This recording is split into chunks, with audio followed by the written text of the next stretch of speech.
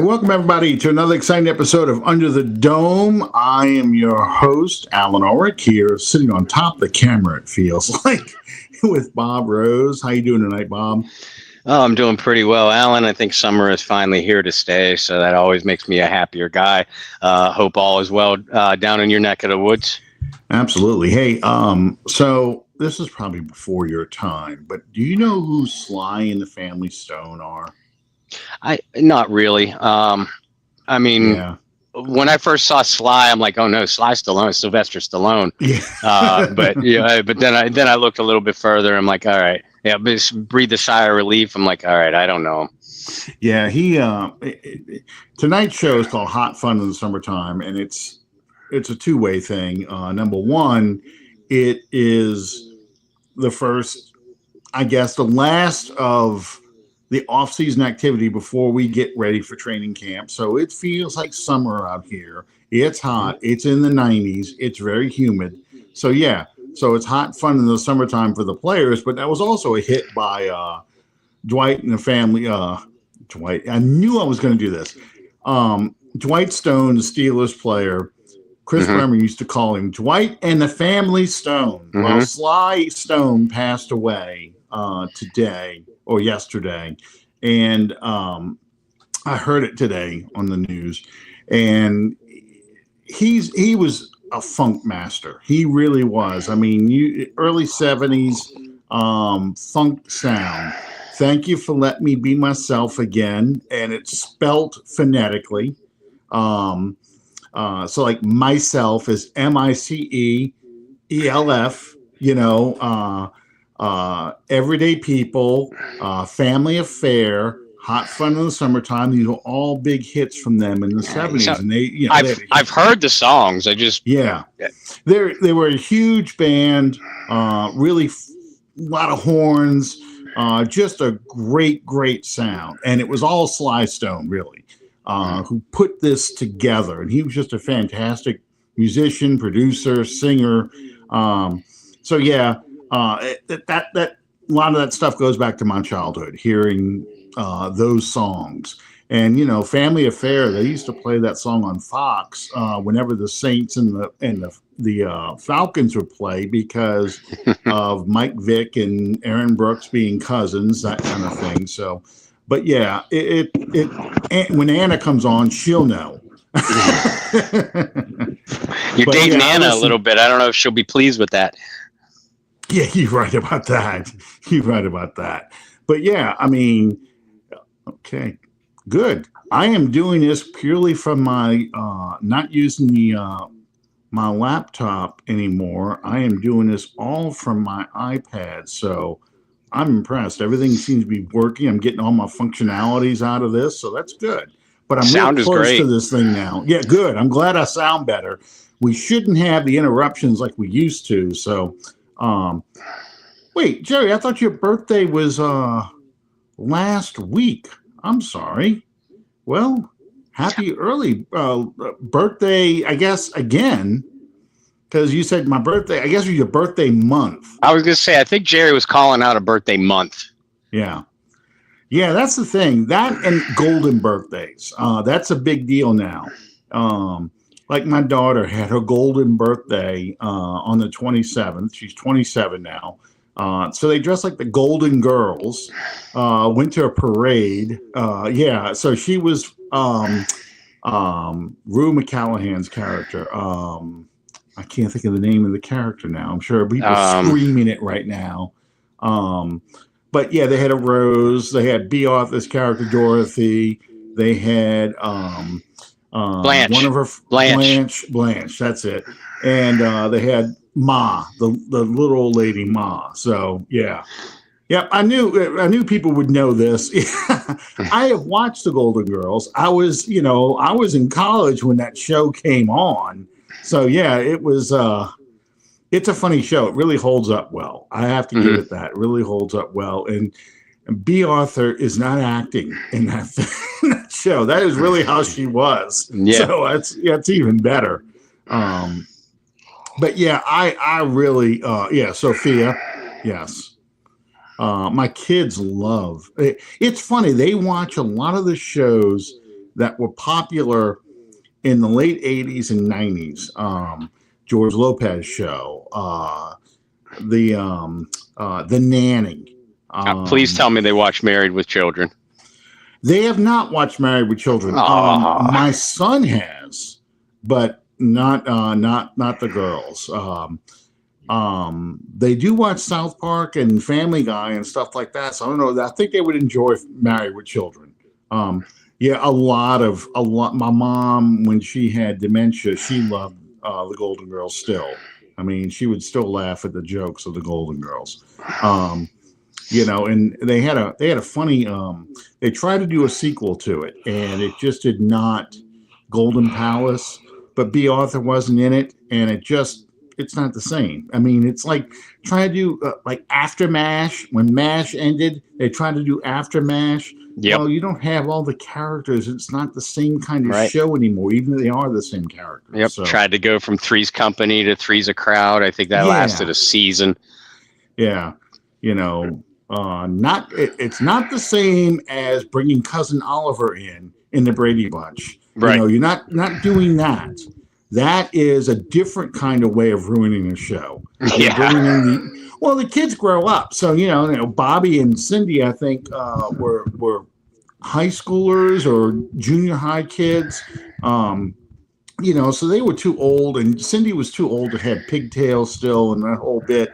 So, now you got to bring the young kid in. The Cosby Show did this with Janet Jackson, bringing in a little kid because the youngest, Rudy, is too old now. Yep. So he's still Growing Pains with Leo DiCaprio. Yeah. Growing Pains. Yeah, that's another one. I forgot about that. I love Growing Pains. But yeah, you gotta bring in the young kid because the kids have all grown up. So now the mysterious cousin comes in. So, yeah. Or the adopted kid or something like that happens. Family Ties. It wasn't quite the same. Michael J. Fox had gotten too big, and the show was going to run its course. But they bring Andrew, the little baby, in. So they don't do that much with him because it's still about Michael J. Fox. But yeah, the kids are all grown up, and that's what happens with kids shows like that, Home Improvement, all those things. God, we just dove right over into TV show land. Sean would be proud of us. Yes, he would. Sean would bring in a lot of things. But it's just funny, going back to the Golden Girls real quick, it's funny how those kind of shows strike, chords with successive generations. I mean, it's such an 80s looking show. And you would think that some of the jokes and stuff we dated, no. I mean, people really enjoy it. And that's a sign of a well-written show. That you can watch a show that's 40, 50 years old and still get laughs out of it and still enjoy it. That to me, that makes it an instant classic. So, okay. So minicamp is going on right now.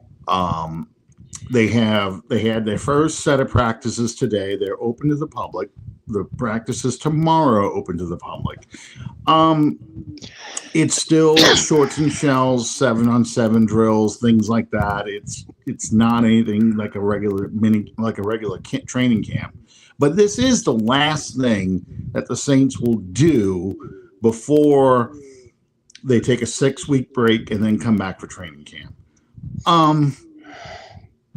As a result, this is pretty much the roster they're going to enter training camp with, which we kind of all knew. But the Saints are bringing in other players to kick the tires on. One of them is Cam Akers, the running back. What does that say about the running backs they have right now? Do you think that's a warning that these running backs, and I'm not counting Alvin Kamara, I'm talking about the rest of them behind them. Yeah. That it's a warning that these backs aren't really impressing them that much, or is it just bringing in some competition? How do you read this? It's certainly the competition, but I do think that it makes a statement that the Saints are aware that they have not had a legitimate backfield complement to Kamara since Latavius Murray left in 2020, left for the first time in 2020. and that has really hampered both the offense in general and Kamara specifically. I know that they drafted Devin Neal, the Kansas back that a lot of us, myself included, really like. But Neal is a 6th round pick. Marcus Yarns, the undrafted rookie from Delaware. Yarns, I really like his tape, but he's undrafted. You can't. It's dangerous to count. I know the Saints have had a lot of success with undrafted or late round picks at receiver and running back. But there's a difference between having a lot of success with those guys and then starting to count on them. And late in the Sean Payton era, I think that was Payton's biggest problem, was that his ego. Well, I find these running backs and receivers and undrafted in the 6th and 7th rounds. I'll just continue to do that. Well, that was a downfall, in the later Payton years, and it's trickled over into the Saints of today, without a legitimate, a valid backfield threat to Kamara. And is Cam Akers it? I don't know. Cam, I love Cam Akers coming out of Florida State, and his first 2 years he was really good back for the Rams, but he's been slowed by injuries, and he was never able to solidify a hold on a spot as a featured back with the Rams, Vikings, Texans, and Vikings again. But the thing is, Cam Akers is not going to be expected to be a featured back if signed by the Saints. He's going to be, asked to be the change of pace guy, be the short yardage guy, maybe between the tackles. Something that we want to see a lot less of from Kamara. And I think it's a real statement, not so much to Devin Neal and Marcus Yarns, but more towards Kendre Miller. Yeah. And Clyde Edwards-Helaire. And Edwards-Helaire, he's easy to root for. I mean, local guy, obviously. But he didn't show a lot last year. Part of that was there was no offensive line in front of him, but nevertheless, we know about Kendre Miller's story. He's missed 2/3 of his career, because of injuries, whether imagined, over dramatized or legitimate. You can't count on Kendre Miller, so why not kick the tires on a guy like Cam Akers? Well, and it's funny because the Texans just signed Nick Chubb from the Browns. Dorian Strong, I think is his name, the running back from Florida, has always been a guy that the Texans have liked, but never really showed a lot of confidence in. He's not gotten a lot of snaps. Unless he's playing the Saints, then he gets a lot of snaps. But I mean, he has not seen the ball a lot. That running back Tank Younger, I think his name is, who hurt his knee against the Chiefs in the playoff game, much like Taysom Hill, he's more the short yardage guy to go along with Joe Mixon. So, he is very slow to recover from that injury. So I can see why they brought in Nick Chubb, but Nick Chubb's another guy like Cam Akers who has had a lot of injury problems, had trouble coming back from injuries and stuff like that. So it's not like there's a lot of help out there. You're not going to get a guy who is going to be a Latavius Murray kind of back to spell him. It's kind of frustrating because there were some good backs that the Saints just didn't pick for whatever reason. Martinez from Miami of Florida, we kept talking about, we thought would be a good back to run in tandem because he ran a tandem up there in Miami. And of course, the two backs from Ohio State, we both liked a lot. And they went early in the draft, but still, there were two guys that we both liked a lot. And we thought maybe at least one of them could possibly fall to the Saints, but it just didn't work out that way. They made other decisions. Another player who has gotten released and was a former two-time Pro Bowler. The Packers released Jaire Alexander. Now, he has missed, I think, 20 games in the past 2 seasons. I know he's only played one complete season since 2020, and that was in 2022. He's had injuries. He's had a suspension. And the Packers just now that is a playoff caliber team. That is a team looking to get back to the playoffs. Would you take a shot at Alexander to fill in the need at cornerback? It depends on his asking price. Because like you said, he's missed a ton of time. In the last 4 years, he's missed 34 games. So it's the equivalent of 2 seasons.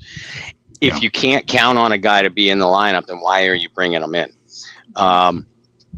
And it seems like Alexander is going to attract a lot of attention now that he's on the open market, which tends to drive the price tag of a player up. I don't mind the Saints. I'm not like some of you guys and throw a fit every time Mickey Loomis pays a player, because you have to pay talent to get talent. But if you can't count on the guy to be on the field, then I don't see any reason to bring him in. Having said that, I do acknowledge that the Saints have a rather concerning hole at cornerback opposite Kool-Aid McKinstry. Now, I mean, you could plug Alontae Taylor in there, but we've seen for the last 2 years that that's not Taylor's best fit. He's best off, and the defense is best off when you can kind of play him in that joker role and move him around. Bringing back Isaac Yiadom, is he going to be the answer? I don't know. What about Quincy Riley, the cornerback from Louisville, drafted in the 4th round? I like him a lot, but he hasn't been able to get onto the field yet because of his injury rehab. Now he'll be ready for training camp, but he's still kind of behind the gun now a little bit. I'd pick up the phone and call Alexander. But I wouldn't have if I'm Mickey Loomis, if I'm Kellen Moore, Brandon Staley. I don't have high hopes. I have a feeling his price tag, contract demands are going to be too high, and there's going to be other teams out there willing to meet what he is going to be asking for. And that's the big thing to me. That is the big thing, is that a guy like Alexander, he's going to get a lot of suitors because he is a good cornerback. And the Saints are a rebuilding team, so they're not a playoff caliber team. He is leaving a playoff caliber team, and he is not in the position of, say, an Asante Samuel, who, looks like a good player, looks like a possible Pro Bowl player, but doesn't have all the skins on the wall yet. And so he has fewer suitors. Teams like the 49ers, the Eagles even, the Vikings, because it's the same division. The Bears may have an interest in the Lions, who always need cornerback help. One of those kind of teams could make the call and just price the Saints out of the market, and it's going to probably make some fans mad. But it leads to the next question I have. Should the Saints be looking at guys and going ahead and throwing another high price contract at a player who is, now granted, he's 29 years old, but has the skins on the wall? Know you can count on him to be a shutdown corner if he's healthy, because you did pay Chase Young, you did pay some other players. Would you pay a guy like him and kind of make him a more affordable, basically Marshawn Lattimore? Is that what you want to do, or do you really want to just let's play Isaac Yiadom, let's play Quincy from Louisville, let's play some of these young cornerbacks, and just we'll take on lumps right now, and if none of them really hold up, we'll draft somebody next year? I think I'd go, if I'm them, I go the latter route. Okay. I go with Quincy Wilson or Quincy Riley. I keep wanting to call him Quincy Wilson. I don't know why. But Quincy Riley. You brought Yiadom back because you liked him. You felt he had a strong fit for your system, so roll with him. He's certainly going to be a hell of a lot cheaper, than Jaire Alexander. And you fed the Saints fed us the line of, we're trying to get younger and cheaper by trading Marshawn Lattimore. Well, then you've just you've just became hypocritical if you then turn around and bring in a guy like Jaire Alexander, who, by the way, people, the critics of Lattimore the last year or two had been, he's hurt, therefore he's not worth the money anymore. Mm-hmm. Well, Alexander, he's hurt. And, he played 7 games last year. And frankly, he didn't look great in those 7 games. He looked like just like with Lattimore, it looked like those injuries are starting to take a toll. People talk about running backs hitting the wall or falling over the cliff at 30. I think I see that more with cornerbacks, particularly ones that, once those injuries pile up, they don't stop. They just keep going, and you start to deteriorate quickly. Yeah. And, some people want to trade for the kid from not Patrick Ramsey. Oh man, where did I get that? Jalen Ramsey. They want to trade for Jalen Ramsey because he is now going to be on his 5th team and in the past 4 years. Mm-hmm. So there are people who are like that right now, and that's why I'm asking this question. Because I think some Saints fans are still locked into the very thing they criticize Mickey Loomis over, unwilling to go to the, hey, let's totally rebuild. Let's go ahead and start ditching all the big expensive contracts, get rid of the old veterans, and build through the draft.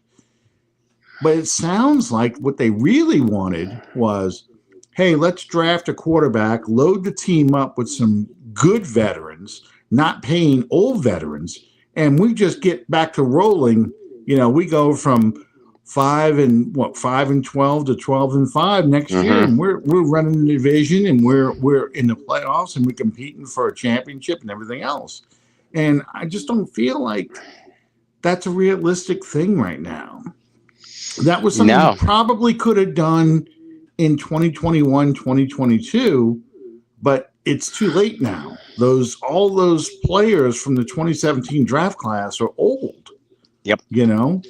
I just don't think there's a strong enough core to take that approach again.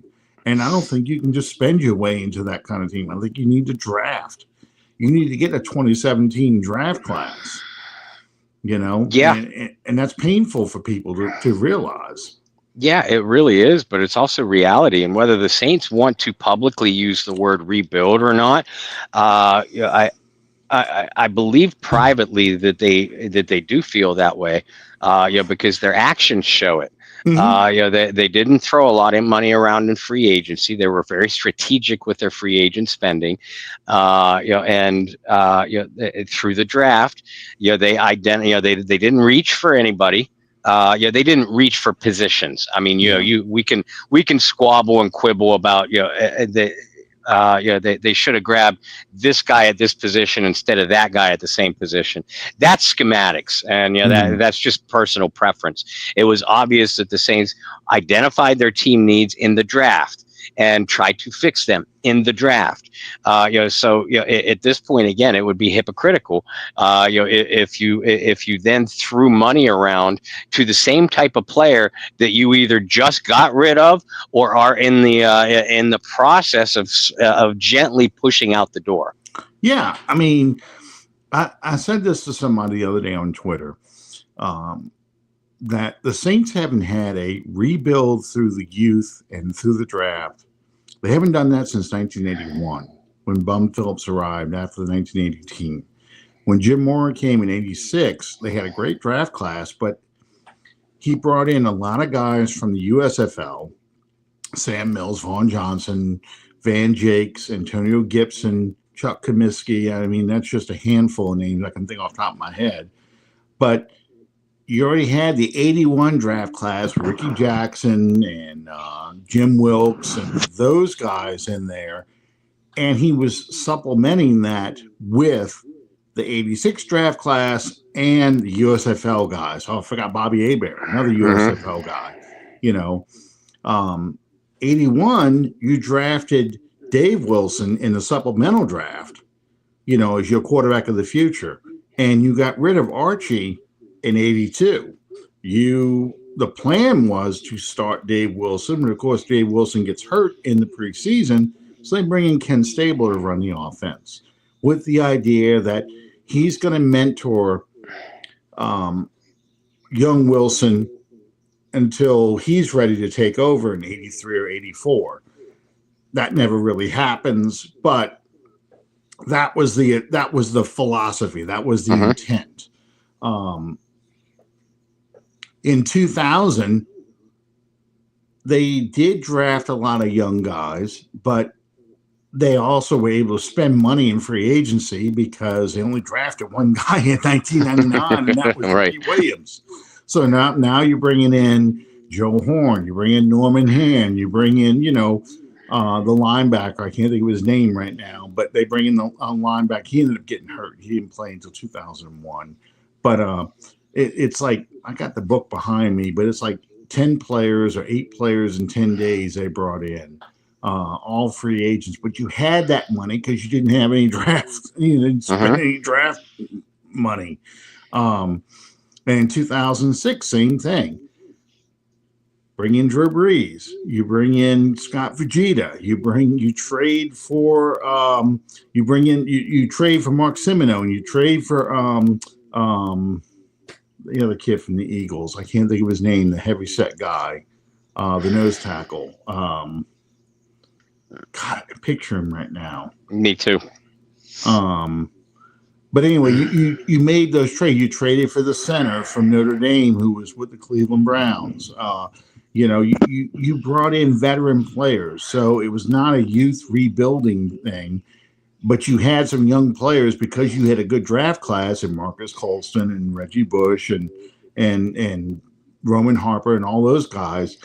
Those guys did play, but the bulk of it was veteran guys that helped solidify that defense and solidify that offense. And Ditka had put together a pretty good offensive line.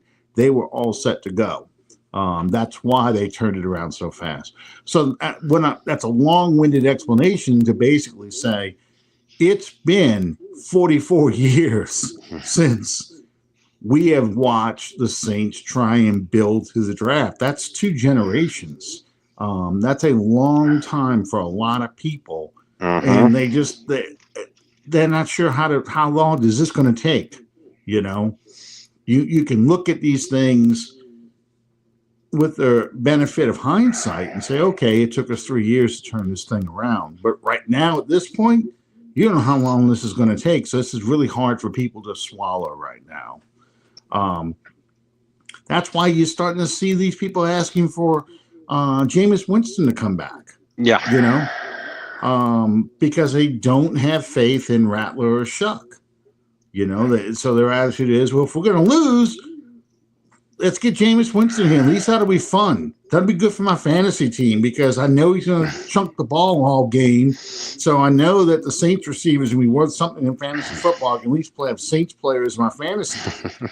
I mean, it's kind of that way, Yeah, a little bit. Just because they look at Rattler and they see a guy who went 0-6 with awful statistics last year. They're not seeing the forest through the trees. Rattler didn't have an offensive line, didn't have receivers, only had one running back. They look at Tyler Shough and I wanted the Saints to draft a quarterback, but not that one. So this team isn't serious about winning. It's the same old bullshit from the same old faces. Like you said, this rebuild, whether the Saints want to call it that or not, it might take 2 to 3 years. If they made the wrong personnel decisions, it'll take longer. But only time will tell. You don't know that you made the wrong personnel decisions until those guys get out onto the field and play. Which again, if you keep bringing in veterans on 1-year contracts at the end of their careers, then you're not giving these young guys a chance. The young guys that you just spent a second or a third round draft choice on, draft capital that could be very valuable towards rebuilding an aged core of your team. And I think that's the hard part for people to really grasp because this is a season when we don't know what they're going to do. We asked earlier, about earlier this offseason, looking at the schedule, how many games do you think the Saints can win? I don't know because I don't know who the starting quarterback is going to be. I'm assuming it's going to be Shough. I don't know what his growing pains are going to be like. Health issues. I don't know if I can count on Chris Olave for 17 games. I don't know how Rashid Shaheed will bounce back. He seems to be doing well out there.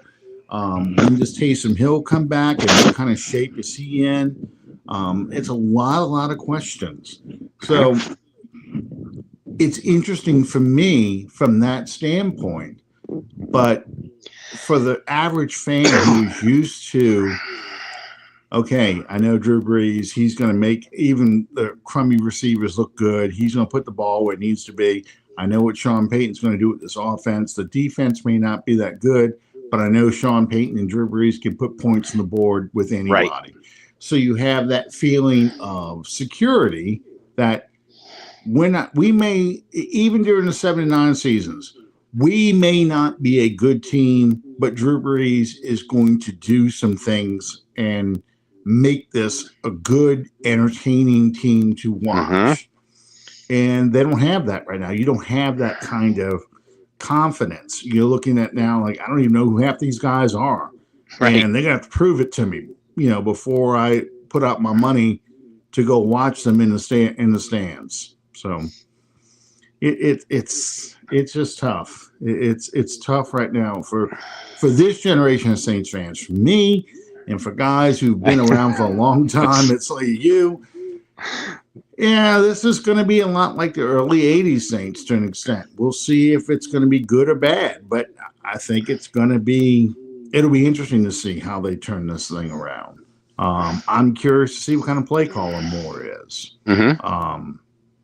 He looked okay at his previous stops, but I don't know how he's going to be the head coach. I don't know how he handles adversity. Is he going to chew people's asses? I think that's one thing they want to see. They want to see him holding players accountable and not just staring at the camera and then scribbling down in his pad when something happens. They want to see emotion because, again, a generation of fans who watched Sean Payton light people up.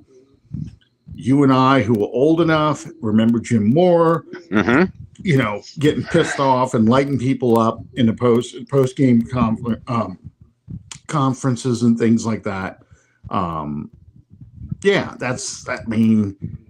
We don't even know who the coaches are and what they're going to be like, and if they're even good coaches. And I agree. I mean, I would be, and this is a good segue. I would be surprised if it's not Tyler Shough, but the goal is that it's supposed to be a competition between the quarterbacks. So assuming all things are equal and it's going to be a fair fight, how long, I'm pushing this back a little bit because I feel like I'm sitting on top of the camera. How long do you think this quarterback competition can go on? Do you think this should go through the entire training camp and they make the decision the week of the Cardinals game, week 1, where Moore just says, I'll let you guys know on Friday who the starting quarterback is going to be? Or is this something you want this to be pretty much over with by the first, if not the second preseason game? Well, I mean, number one, you want them to get it right. So, it needs to take as long as it needs to be right. But ideally, and we talked about this, you and I did before we went on the air. Ideally, the longer that that a legitimate competition plays itself out evenly, the worse it's going to be for both quarterbacks, and the worse it's going to be for the team, because you're talking about two young guys, two very inexperienced guys, a rookie in Shough and an inexperienced second-year guy and Rattler, who just got the piss beat out of him last year.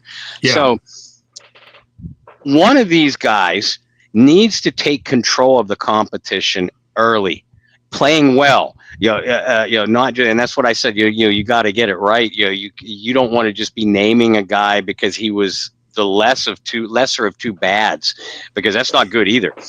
So you need a guy to take control of the competition early. And ideally, if I'm Kellen Moore, I want a guy to win this competition. Either before or by the second preseason week, because reps. And this is what you mentioned, to me, and I agreed with you before we went on the air. Reps for these youngsters are so important. Reps with the starters, reps with the game plan that week. The earlier one of these guys, and I agree with you, Hannah, and I've said it all along. Whether we like Tyler Shough, I like him, but whether any of us like Tyler Shough or not is irrelevant.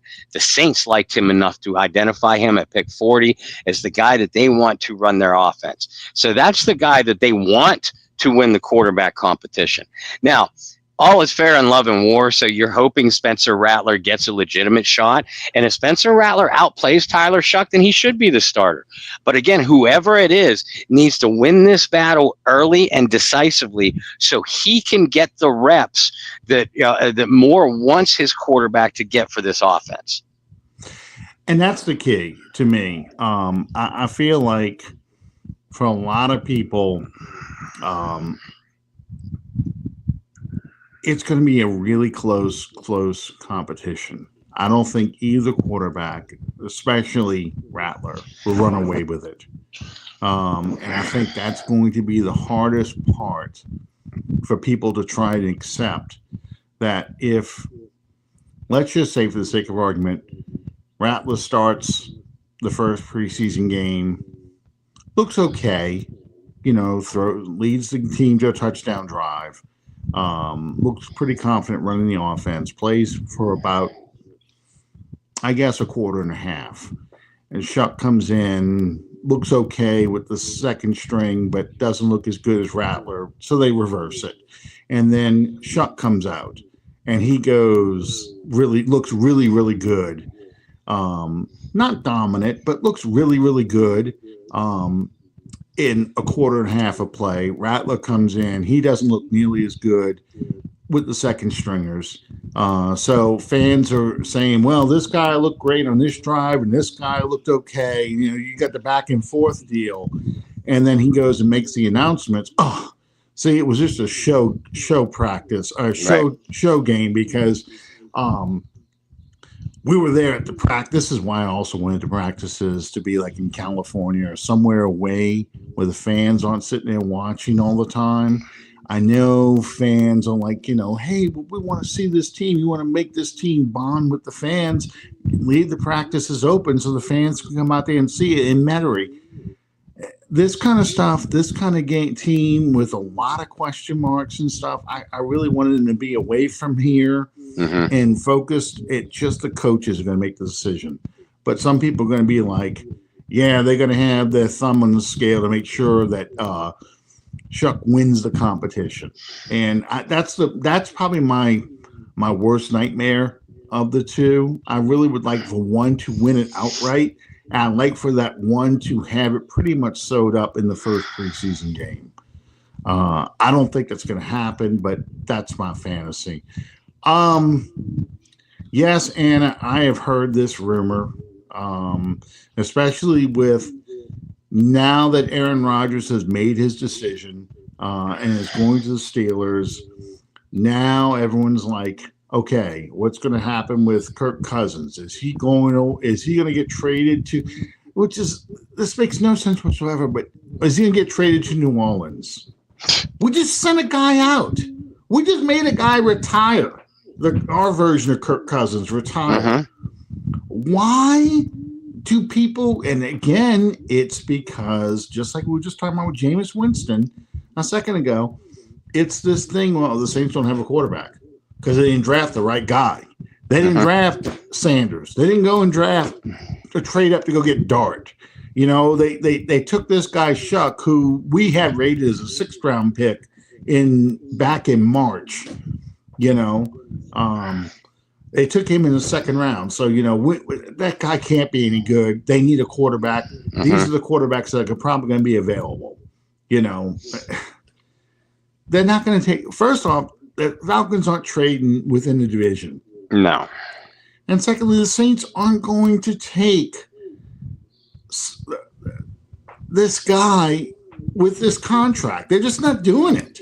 I mean, we just talked about wanting to save money, and here you are talking about taking this stupid contract with the Falcons.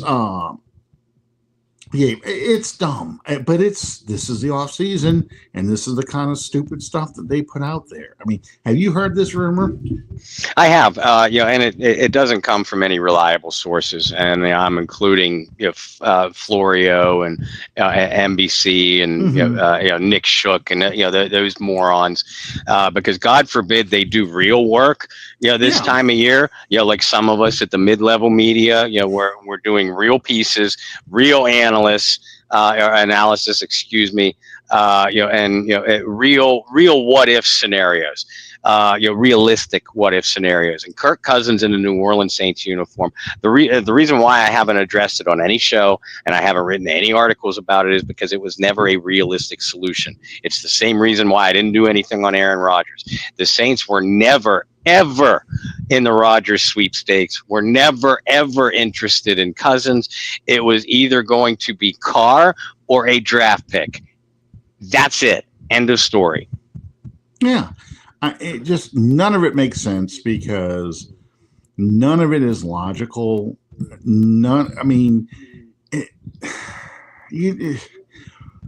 Why would Atlanta even make that trade? What would they expect the Saints to give up to get Cousins? And why would the Saints make this trade? Why would you not want the Falcons to have this albatross around their neck? Yeah. And you have seen Cousins out there. You have dealt with him twice a season. You played against him with Washington. You played against him when he was with Minnesota. You know everything about Cousins. And now he's older and less effective. It's just insane. It really is. And the same with Aaron Rodgers. I mean, when Aaron Rodgers says, well, I don't want to be a New Orleans Saint. Well, no, we didn't want you here in the first place. Yeah. It's just... It's like the girl that turns you down for the date and then you fire back with, well, I didn't want to go out with you anyway. Right. None of it makes sense. So, and it's national media playing quarterback, the quarterback dating game. Okay, we're going to sit here and figure out quarterbacks and where can they go to teams that do not have a confirmed starter. And that's what we're going to do. We're going to take these guys and move them around the chalkboard. And it was so funny that I guess they assumed Rodgers to the Steelers was a done deal, but the Steelers never were in the conversation of, well, where are they going to go with a quarterback? I mean, when Rodgers was sitting there hemming and hawing, never once did you hear, oh, yeah, Steelers should trade for Kirk Cousins. The Steelers should trade for, or maybe they should see if they can get one of those quarterbacks from the Browns. Maybe they should see if they should get one of those quarterbacks from the Giants. None of that stuff came out there. So It just tells you how they view New Orleans versus Pittsburgh.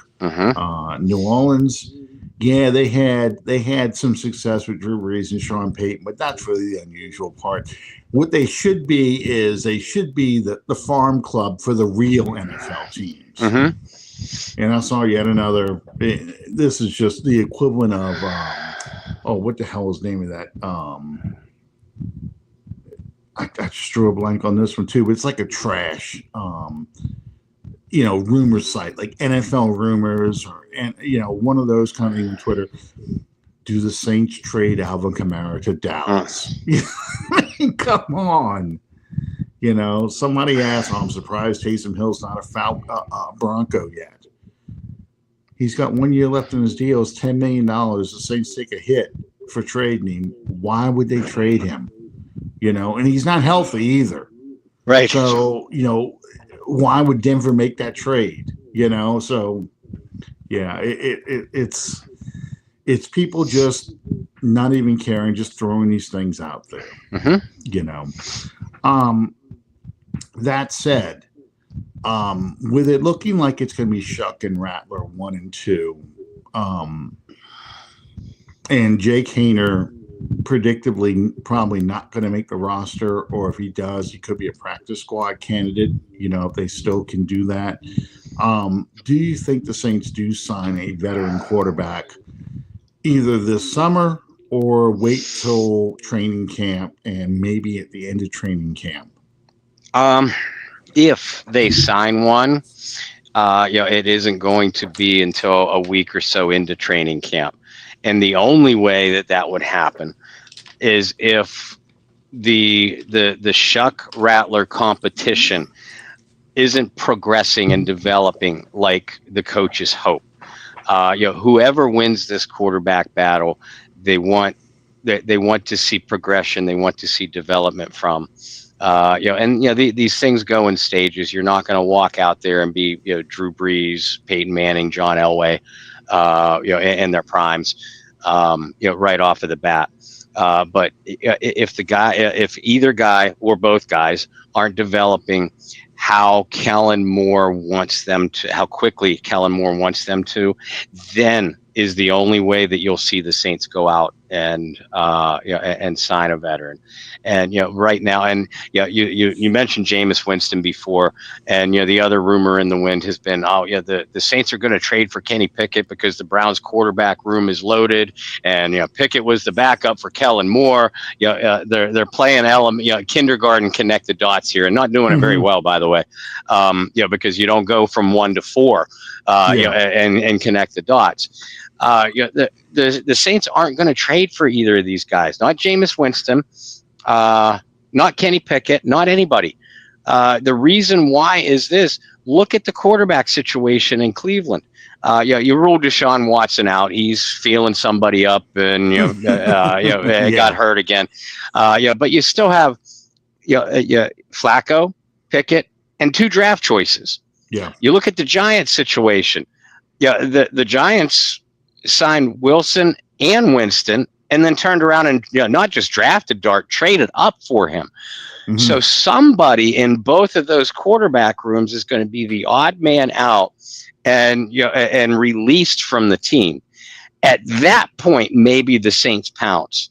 But and again, they would only do it if they didn't like the way the development was going between Rattler and Shough. At that point, Kellen Moore is going to be like, well, maybe we weren't going to be a playoff team anyway, but I still got to win some games here. And that is why, folks, you forget about the tanking or what some of you want to do, to get a high draft. Kellen Moore is trying to win games, and he wants to develop young talent, but he also doesn't want a cesspool or a black hole at any position, let alone quarterback. So, if a Winston or a Pickett, or a Flacco, gets released by those respective teams, then maybe the Saints come calling. But the New Orleans Saints are not going to trade a guy, or trade, draft capital, even though it'll just be a day 3 pick, most likely. They need all the draft picks that they can get right now. So I don't rule out signing a veteran, but I would be very surprised if it happens before the start of training camp. Yeah, to me, if they're going to take a veteran, they're going to take one that's off the street right now as the third quarterback, a quarterback in the room. But they also have 3 quarterbacks, including the head coach, on staff. Exactly. So, it's one of these things where, do we really need a veteran quarterback in the room, or can we go with these 2 guys? To me, I think they might look at a veteran quarterback only from the standpoint of, if a disaster happens and we lose both our quarterbacks, we have somebody we can at least go to that we feel confident of, and that's going to know our system. And that's why I say a guy like Carson Wentz, who is probably not going to get signed by anybody, but that's somebody you could look at later on. But the trading for somebody, I can't see him do that. The only thing I can see them trading for, honestly, is if they think a receiver they really like comes, might be cut, making a late day 3 pick trade just to make sure he doesn't go to the waiver wire where somebody else could grab him. But I mean, I don't even know if they're going to do that, honestly. That'll be interesting to see if they make that decision to go with the guys they have and do not make a move for anybody right now. I still think Asante Samuel is in the plans. Yeah. And I would not be surprised if this time next month he is a Saint.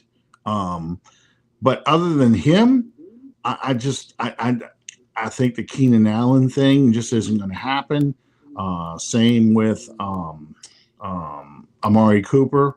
I think, Peebles. Oh, they did bring in, they're talking about bringing in that receiver from Buffalo and most recently Jacksonville, Gabe Davis. Yeah. Gabe Davis.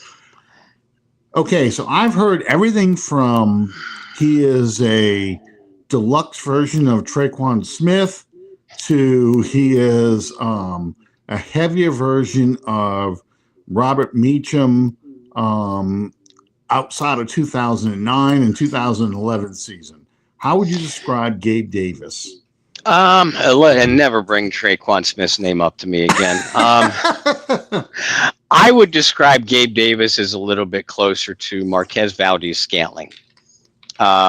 He's an athletic guy. He can make plays over the middle, but despite his frame, he's 6'2", 6'3", in the 220 range. So he looks like that physical guy that could work the intermediate zones. But yeah, he doesn't really do that well consistently. He's more a boundary guy, deep over the top. Again, very similar to Marquez Valdez-Scantling, and that Trey guy, that you mentioned. What they expected that Trey guy that you mentioned to be. So I mean, Gabe Davis would not be a bad signing, but if you're looking for that big body possession receiver, he's not really the guy to do it. Yeah, and that's the thing for me.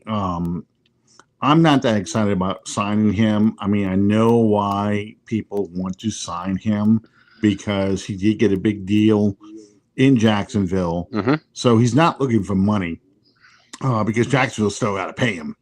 And he had some good years at Buffalo. Mm-hmm. But to me, he's not upgrading your quarterback room or your receiving room.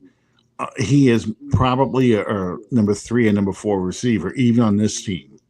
The question is, though, is who's going to be number 3? And a lot of people want to put Bub Means now in that category. How do you feel about that? Do you think is Bub Means the guy, or is he somebody he has to prove it?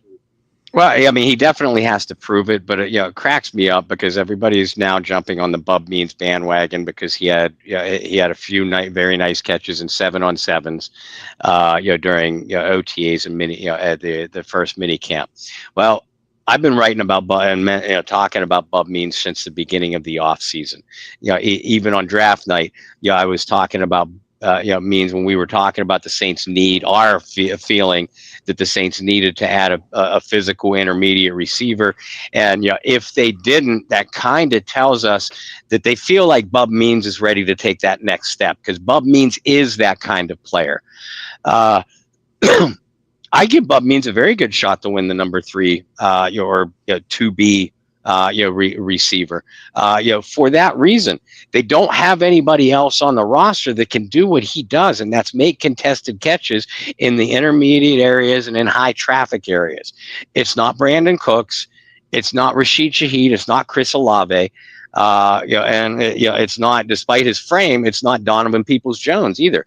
It's Bub Means. Means certainly, again, he's going to have to win that job, but I think he's going to be given every opportunity to do it. We talk about the Saints probably not looking to add a veteran quarterback, at least before training camp because they want their young guys to develop. It's the same thing in the receiver room. They want means to develop. They want to see how much Cooks has left. They want, Kellen Moore likes his fast receivers, likes his track team there at that position.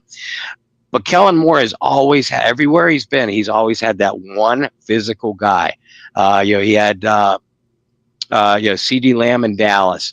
They drafted Quentin Johnston specifically for him, with the Chargers, and he already had Keenan Allen, and then of course he had AJ Brown last year.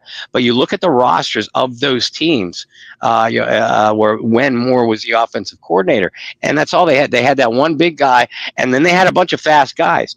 Well, Means isn't a physically imposing guy, but again, his last 2 years at Pitt, he led the ACC in contested catch percentage, we were starting to see him come along pretty nicely. He had a nice chemistry, appeared to have a nice chemistry with Rattler when he went down, for the year at midseason. Everybody wants to talk about, losing Olave and Shaheed in back-to-back weeks. Well, Means was lost at that same time. So you lost all three guys for the year before week 8 of the year, of the season. So, yeah, I mean, I'm not ready to anoint him just yet, but I will pat myself on the back for all you bandwagon jumpers, because I was talking about Bub Means about 3 months before you were. Well, and we started off the show talking about all the running backs that the Saints seem to be bringing in or looking at and stuff like that, but receivers, the only one they sign people's, and they are talking about bringing in Gabe Davis, but they never brought in Keenan Allen. They never brought in Amari Cooper. They haven't made any moves to get a receiver. Does that mean they're satisfied with their receiving room? I don't know, but they don't look at it as a crisis, I think, maybe the way that Saints fans do. I think it needs help, but I'm not in the room with them, so I don't know how they plan on using them.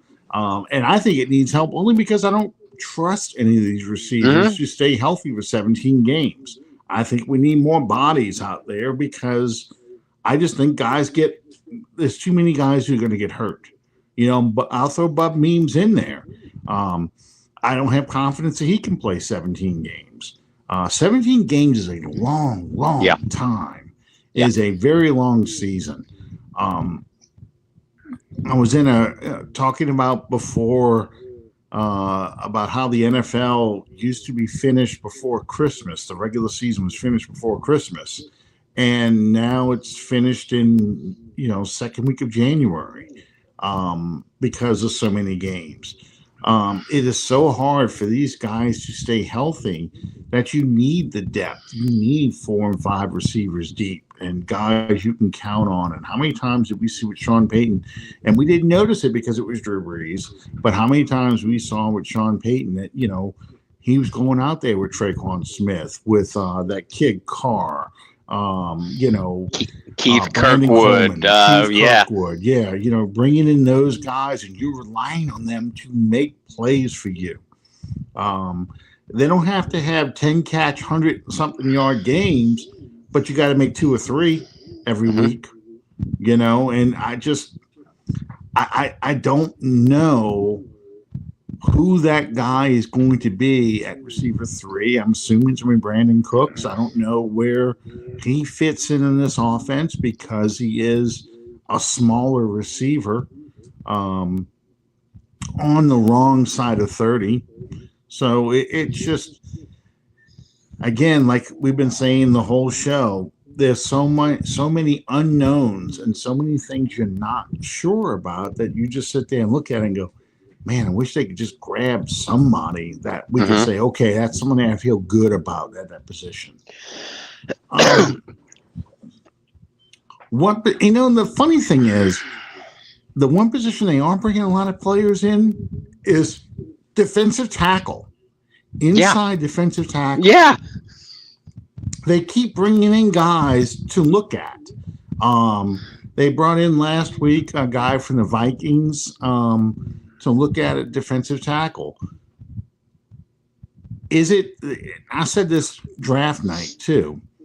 It seems like Kellen Moore's like, this run defense was awful, and I'm gonna be damned if they're gonna run the football on us, and I'm gonna look around and find parts to make sure that they cannot run the football on us. I'm bringing in guys at all three levels who are good at stopping the run. But it seems like the defensive tackle they're not sure about still. They want to bring as many bodies as they can. Is that a good or bad thing? I think it's a bad thing. I do too. Yeah, because it tells you. I mean, you want to have a rotation.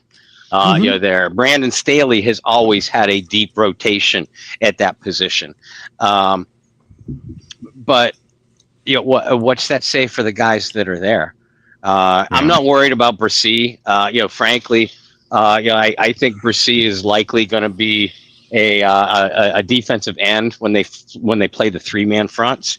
I do too. Which again fits Staley's MO. He's always liked big players, athletic defensive tackle type bodies at that position.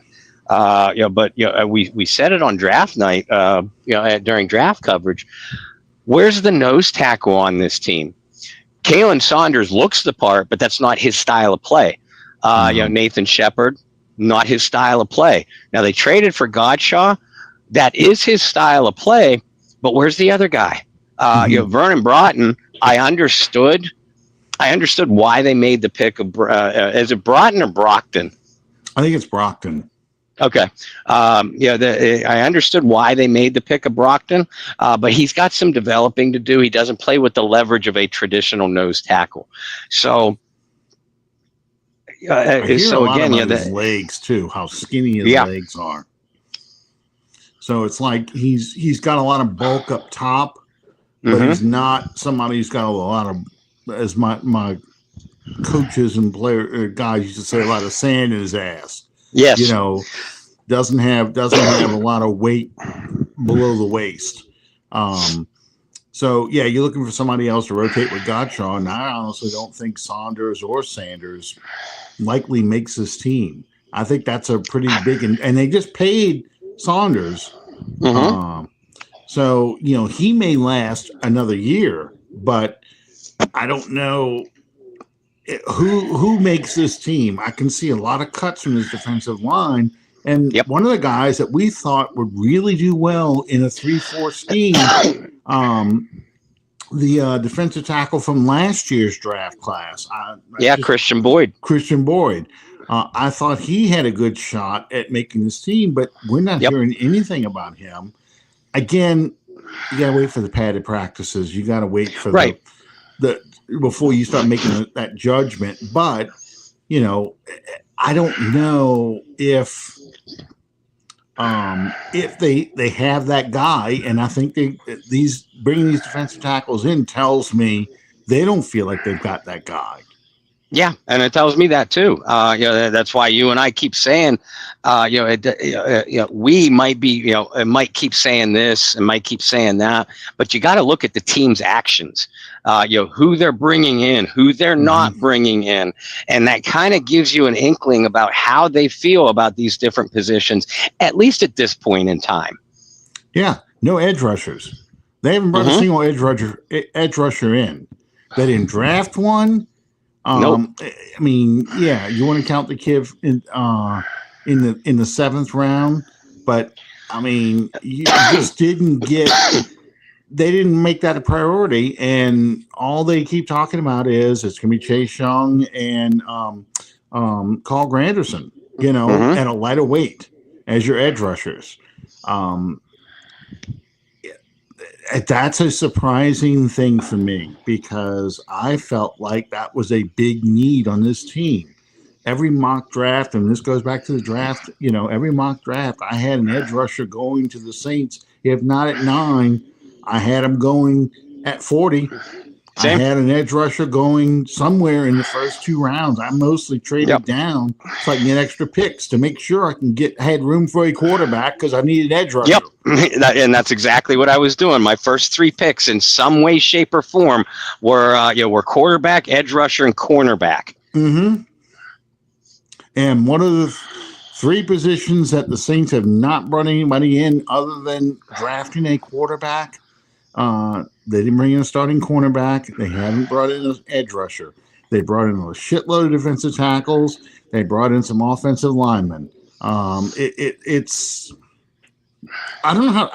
That's again throwing it up in the air. I don't know where all these players are coming from that he thinks he's going to field a team with. Yeah. I'm curious what he sees out there. Does he really think that it's been a health and a scheme issue? I don't know. I mean, maybe. Jordy Haltberg, keeps talking about the last 2 or 3 weeks.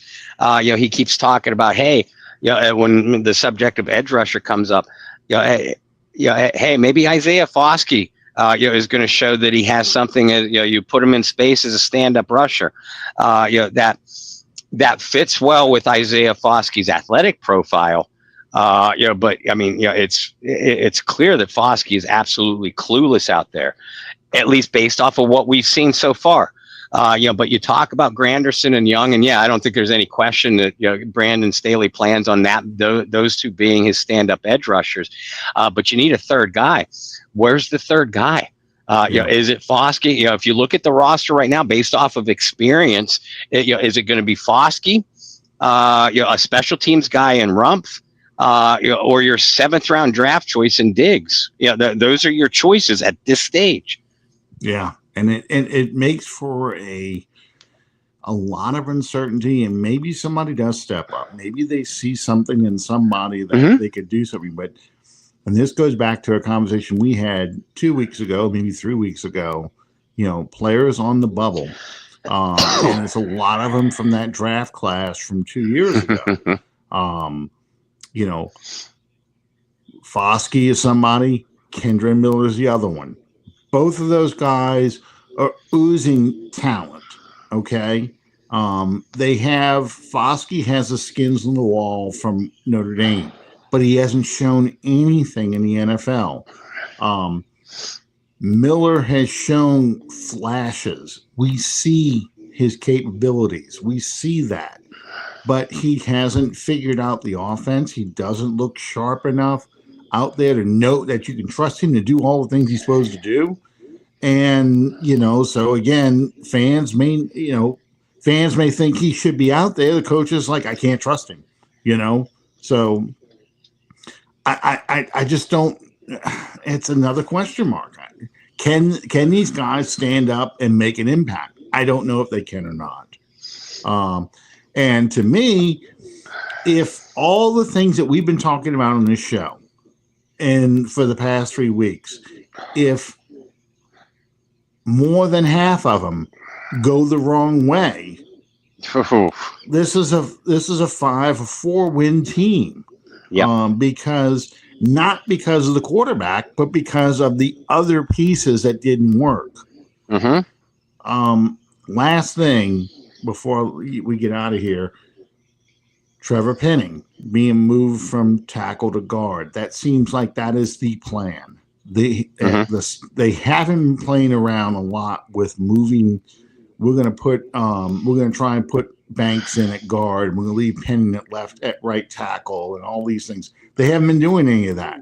Right. What they've been pretty much putting out there every week is the same 5 guys in these OTAs for now 4 weeks, a month.